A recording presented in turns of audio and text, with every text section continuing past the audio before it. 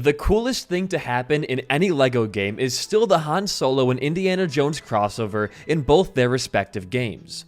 But I always found it weird that when the third game, LEGO Batman, released, there was no reference to any of the other two anywhere. So we fixed it. Thanks to Curtis Creates, Barrio the Weird, and Laterni Gamer, we were able to put Batman, Robin, and a couple of their custom suits into LEGO Star Wars The Complete Saga. We've got Classic Batman, Demo Suit Batman, and Space Suit Batman, along with Acrobat and Tech Suit Robin, to see if it would be possible to make it through the first 6 Star Wars films as just the Dark Knight and company. We tried to make these suits function as realistically as possible, like how they would if they were actually a part of the game.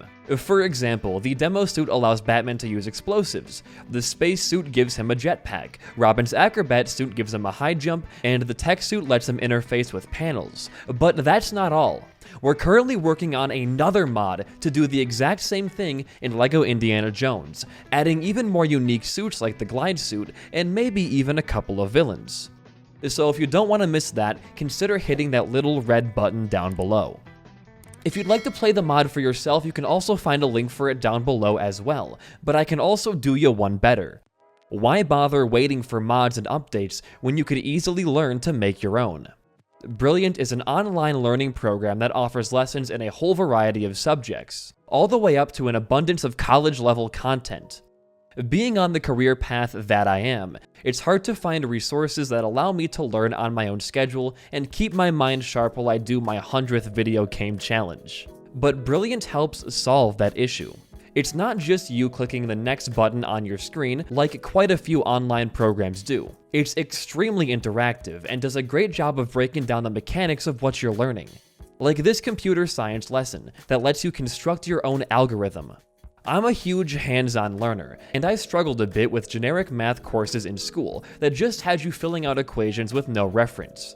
But with Brilliant, I was easily able to get a handle on what I was doing within just a couple of minutes. Just 30 minutes a day on Brilliant made me feel like a smarter person, and it's a weirdly inspirational feeling.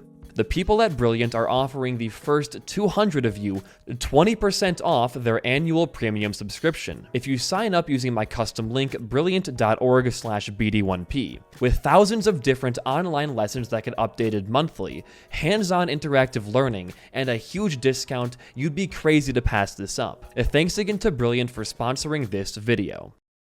Alright, let's head into level 1 early on, and that is the fact that there's really no way around this door. Well, that's an issue.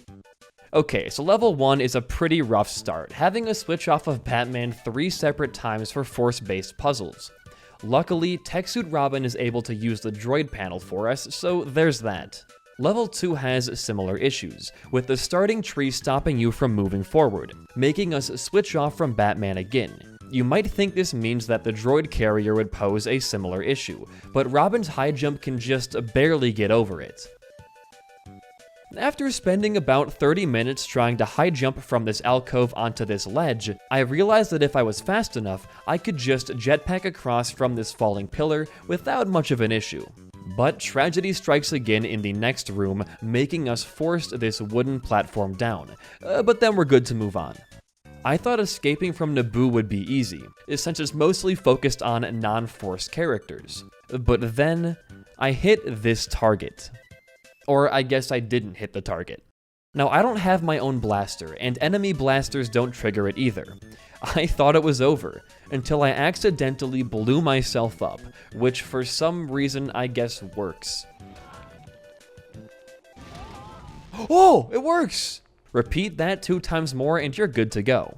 Retaking Theed was pretty basic as well, but it was the level where I realized that Acrobat Robin has a special ability in this game. He's just chill like that. Oh, what are you doing over there, smooth criminal? Look at him! You can do a jump off some really weird collision in the start of the Darth Maul stage and use Batman's grapple gun to get over the second room, but the real challenge comes in the last area of the fight, where the level makes you force down 4 different levers just to make it to the actual fight. Ouch. But from there, you can just jump up to Maul when he's throwing bikes and stuff at you to finish the Phantom Menace with 9 unbeatable puzzles. putting us on Camino since we're skipping vehicle missions. Now you're able to skip the first gap with ease, but then, the first 3 notes, by the way, are the same to, what's that one song? Oh, shit. Well, that kinda sucks. Luckily for us, when it comes to fighting these turrets later on, we're able to use Spacesuit Batman's jump attack to deflect the bolts back at them. I guess the coding for this attack is the same as the Jedi Slash, which works in our favor. But then again, I think I have to remove it to get to the panel, which might be our 10th. Okay, that's gotta be it, right? Yeah. And now we're in another pickle right here. I don't think I can actually access the panel until this moves out of the way. This might be 11 then. God damn it. Droid Factory looks like it would be fine, with some tight jetpack jumps to circumvent using the Force, and an amazingly fast second room due to, well, the jetpack. But at the end of the level, you not only have to force this bomb into place, but also force the bindings off of Obi-Wan 4 separate times, which kind of sucks. But that should be the last time we have to use the Force on Obi-Wan ever, right? Right? Padme, Anakin, then Obi-Wan. Why? Finally, for movie 2, we end up in the fight against Count Dooku, where you have to switch off of Batman to pull once again another lever, and in the fight, you'll also have to switch off in order to force the barrels back at Dooku. I did manage to get him away from the Force segment, but he refused to take any damage, even from explosives. Although it is kind of a drag, I do really love the mental image of Batman beating the absolute shit out of a highly trained Sith Lord. I mean, look at this. That brings us to the final movie of the prequel trilogy, and it doesn't start off the greatest. When you first enter 3-2, you unfortunately have to force open not just this door, but the panel in the back of the room as well. While you are able to use Robin's tech suit to access the next area, you then again have to use the Force twice to move and then blow up this box, because for whatever reason actual explosions just don't work. I did get Robin to glitch behind this wall, but the transition zone is blocked off. Continuing that same trend, the next room is just barely impossible to get through without switching off. Robin can make it up to the elevator shaft, but can't get up to the final platform. I jetpacked across to the lights to get a little bit of extra height, but it just wasn't enough, making us switch off again to pull another lever. You can take out Dooku easy, but then another goddamn lever stands in the way. Batman can stop interdimensional beings, but can't manage to pull a simple few levers. Now, the next level is a bit of a special one, as the fight against General Grievous is a very small level that I thought wouldn't require any switches. And I was right, but it took a bit of figuring out first. Everything went fine up until you're supposed to force this bomb to knock him down. I thought I could just jet over there and punch him and it would have the same effect. But it didn't work. This means we have to rely on alternative methods. There exists a way to quick kill Grievous in this game, by repeatedly running just far enough away from him to where he can't hit you, but also doesn't jump away, then shoot him with a blaster. Now again, I don't have a blaster, but I do have bombs, which took a while, but still did the trick. Alright, take a deep breath. Take a look at this number, alright? 24 hours, 58 minutes, and 12 seconds. This was how long I had been streaming for so far, and also the exact time I started Defense of Kashyyyk. Now take a look at this number, 25 hours, 24 minutes, and 15 seconds, around half an hour later. Where do you think I was at this point in the game? If you guessed the same level, you're correct, but if you guessed anywhere past the starting platform, you're wrong. For this entire time, I was trying to bypass one measly puzzle. You're only able to stay in the air with a jetpack for a limited amount of time. But instead of it being based on the amount of time you're in the air for, it's actually based off of distance. Horizontal distance. It's why you're able to jetpack against a wall for so long. You're barely moving horizontally at all. Using this, I was trying to jetpack my way up the raised bridge so I could stand on top of it and jump over, since both sides of the platform have invisible walls. I was doing this by clipping into the ceiling as Robin, standing on the collision, and jetpacking up from there, but I just couldn't get enough height. After half an hour of trying, I gave up, and took a character switch. I had to then take another 4 switches off of Batman to do the next bridge as well. And after a painstakingly long time pushing troopers onto buttons and jumping over the gate as Robin, I reached the end of the level, where this happened. 1, 2, 3, 4. Oh yeah, baby.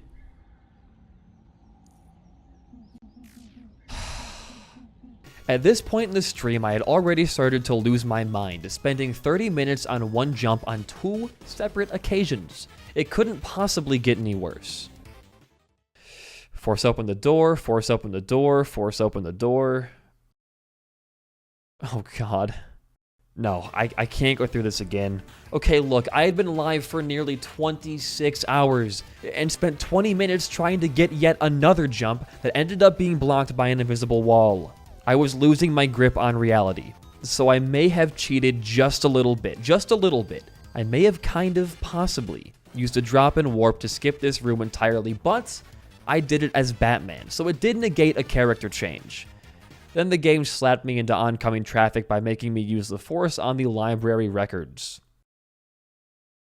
Take your favorite Gothamites on a trip to Apocalypse, move a couple of pillars out of the way, then open the door. Jetpack around the fire while player 2 just cheats, and force fix this face. Destroy your adversary by absolutely pummeling them, and then finish up the prequel trilogy with 52 puzzles unbeatable with Batman. The new 52. At this point, my thought process was that the original trilogy was going to be much easier than the prequels, since there's like 1 Jedi left in the entire universe. And I was right in the beginning, running into no issues during secret plans. Then I made the mistake of saying this. This one is not going to have a force use. Promise me. I promise you guys. I had no idea what I was getting myself into. There's this jump right on the sand dune that I had no idea what to do with. Between trying to jetpack off the red brick ledge, getting stuck in the corner of the escape pod, and everything else in between, the solution ended up being just to double jump as high as possible on the right side, then quickly swap characters to get pushed into the transition zone. We do have to take a character swap in order to enter the Sandcrawler. By jumping off the back of a Bantha then doing a Jedi Slam, you gain just enough height to hit the load zone. Then another 4 force uses to actually open the door. Then another 4 force uses to open another door.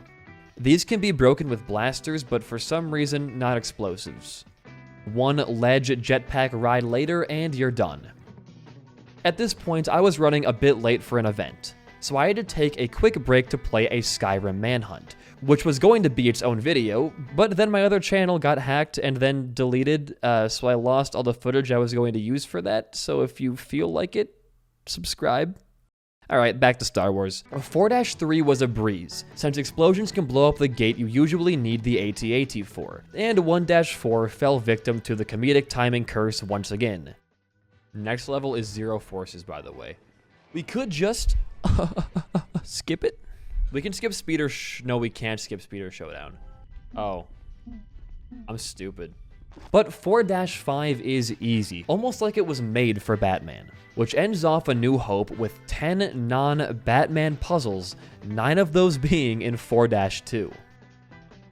Empire Strikes Back is by far the shortest movie, home to 2 skippable vehicle levels. There really isn't much to talk about in the second level, besides a skip in the last room allowing you to easily get on top and fix the Falcon. Chat was being a bit foreboding with Dagobah, and to be fair, the level is normally very Jedi heavy. But the jetpack solves almost every issue here. You can fly through the first room with ease, and most of the cave. All Darth Vader takes is a couple of wall rides with the jetpack, but we do have to use 1 character swap to reach the box on top of this ledge in order to move on. But that's about it. The level where you actively learn to use the Force is 9 times less Force heavy than the level where you meet Obi-Wan. Wow. But that 1 Force use takes us all the way to the glorious Cloud City, which again is fairly straightforward. But before that, I was very hungry, so I got some Subway. We decided to do a fast food tier list while we ate, and people were very mean about my opinion. So you should go to the comments and say, wow, BD1P, you have exquisite taste or something. Make a guy like me feel a lot better about my opinions. So yeah, 5-5 is pretty much a cakewalk. The only difficult section is having to do a double jump as Robin to catch the moving platform as it travels over you. After that, you can just pummel Vader into oblivion. It's a similar case with 5-6, where you can skip a large portion of the level by immediately going through the C-3PO door as Tech Robin and hovering across the gap to the Falcon without extending the bridge. Ending off this movie with a single character swap. I loved this movie. Can't say the same for Return of the Jedi though, and here's why. Spawning into the first level, we've got a snag. These eyeball camera things can only be broken by blaster bolts, and try as I might to reflect them, explode them, whatever, it won't work. You have to shoot them yourself, leading to 3 puzzles we need to switch for. The rest goes okay. A double jump into tech suit skips the lengthy puzzle room, and the Rancor fight plays out the exact same. Level 2 is of a similar caliber, with the only switches needed being opening doors. Like with this color puzzle here. You do need to do a triple jump into the loading zone here and force this disco ball up, but besides that, you're golden. You can use your bombs as Demo Suit Batman to blow up these targets in the next area and move on to Speeder Showdown, which goes better than I thought it would. You can use the spacesuit to jetpack against this log and make it over the first room. But you do have to not only force this AT-AT together, but also force this bridge so the AT-AT can cross the gap, leaving you with 2 switches in this level. The Battle of Endor itself is pretty unremarkable, and the only tech needed here is a small, tiny glitch used in speedruns, where you can get a partner player to teleport behind this glass wall instead of having to switch yourself. I know it's a bit cheesy, but come on, Batman has backups for everything. That leaves us with the final level in the run, the fight against Emperor Palpatine. If you remember from my no jumps video, there is a quick kill on this boss that ends it during the first phase. However, you need to have a lightsaber in order to block Palpatine's attacks, which we don't have, meaning we have to do the entire fight as intended. This will cost us 3 non-Batman actions, as the fan takes 2 forces and the elevator costs 1. From there, bomb and jump attack good ol' Palp, ending off our Batman challenge with 77 non-Batman actions needed. That was a long 6-hour challenge, but hey, I'm okay saying we successfully beat as much of Star Wars as possible as Batman and Robin. But wait, don't leave yet. If you stick around for a couple more seconds, you might get a small teaser of the next video to come. But that's all for me right now. I've been BD1P. Thanks for watching. Peace out and goodbye.